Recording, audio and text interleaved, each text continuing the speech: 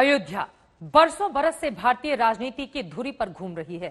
विवादों के अध्यायों से भरी पड़ी है अयोध्या। रामचरितमानस में तुलसीदास ने तो सिर्फ 7 कांड लिखे हैं, मगर अयोध्या में विवादों के कितने कांड हैं ये कहना मुश्किल है, क्योंकि अयोध्या की सियासत सत्ता के सिंहासन को बचाने के लिए भी होती है और सत्ता को पाने के लिए भी होती है। इस बार भी वैसी ही सियासत हो रही है। जमीन खरीद का विवाद हुआ तो अयोध्या में है, मगर इसका असर प्रदेश की राजधानी से लेकर देश की राजधानी तक दिखाई दे रहा है।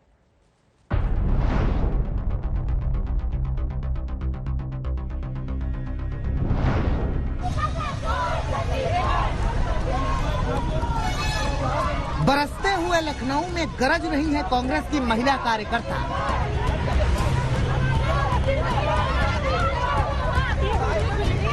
उत्तर प्रदेश की पुलिस महिलाओं को रस्सी से रोकने का प्रयास कर रही है,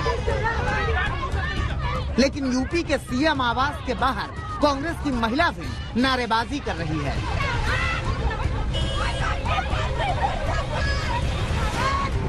ये नारेबाजी अयोध्या में हुए कथित जमीन घोटाले को लेकर।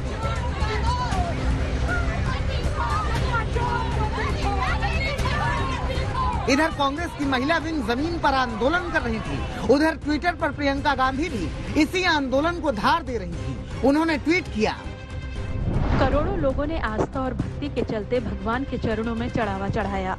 उस चंदे का दुरुपयोग अधर्म है, पाप है, उनकी आस्था का अपमान है।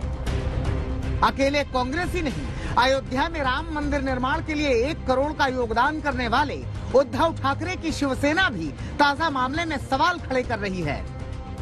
देश के लोगों ने एक एक पैसा इकट्ठा करके दिया है। देश के लोगों की आस्था का सवाल है, उनके भरोसे और यकीन का सवाल है। ये धोखा न सिर्फ देश के लोगों को दिया गया है, बल्कि जय श्री राम का नारा लगाने वालों ने राम को भी धोखा दिया है। हमने आपके ऊपर विश्वास रखा है कि प्रभु श्री राम की मंदिर के नाम पर, आस्था के नाम पर एक पैसे का भी घोटाला न हो, सत्यवादी राम के नाम पर। लेकिन जो लैंड का मामला सामने आया है, उससे हमारी श्रद्धा को भी ठेस पहुंची। बीजेपी लगातार आरोपों को खारिज कर रही है। इस बात पर भी आम आदमी पार्टी बीजेपी को घेर रही है। आरोप लगा ट्रस्ट पर, जवाब दे रही है बीजेपी। क्या प्रभु श्री राम के नाम पर हुए करोड़ों के जमीन घोटाले में बीजेपी भी शामिल है? तो सियासत अपनी जगह है, लेकिन पूरी कहानी आपको बता दें। जमीन डील की इस पूरी कहानी 3 लोगों के इर्द गिर्द घूम रही है। जमीन का मालिकाना हक कुसुम पाठक का था, जिन्होंने 2010-11 में ही जमीन का समझौता रवि मोहन तिवारी और सुल्तान अंसारी से कर लिया। अयोध्या की इस जमीन की खरीद बिक्री में कुल 3 किरदार अभी तक सामने आए हैं। पहला, जिसकी जमीन थी कुसुम पाठक। मूल रूप से ये पूरी जमीन जिस पर इस वक्त अमरूद की बगिया है, ये कुसुम पाठक की जमीन है। लेकिन कहा जाता है कि कुछ साल पहले उन्होंने अपनी जमीन का अग्रीमेंट 2 लोगों के नाम किया था, रवि तिवारी और सुल्तान अंसारी। वही समझौता कागजी तौर पर करीब 10 साल बाद, यानी इस साल 18 मार्च को फाइनल हुआ। कुसुम पाठक ने 2 करोड़ में रवि मोहन तिवारी और सुल्तान अंसारी को ये जमीन बेच दी। 18 मार्च को ही रवि मोहन तिवारी और सुल्तान अंसारी ने 2 करोड़ वाली वही जमीन श्री राम जन्मभूमि तीर्थ क्षेत्र ट्रस्ट को बेच दी। कीमत ली गई 18.5 करोड़। इस डील को लेकर विवाद का अध्याय यहीं से शुरू हुआ था।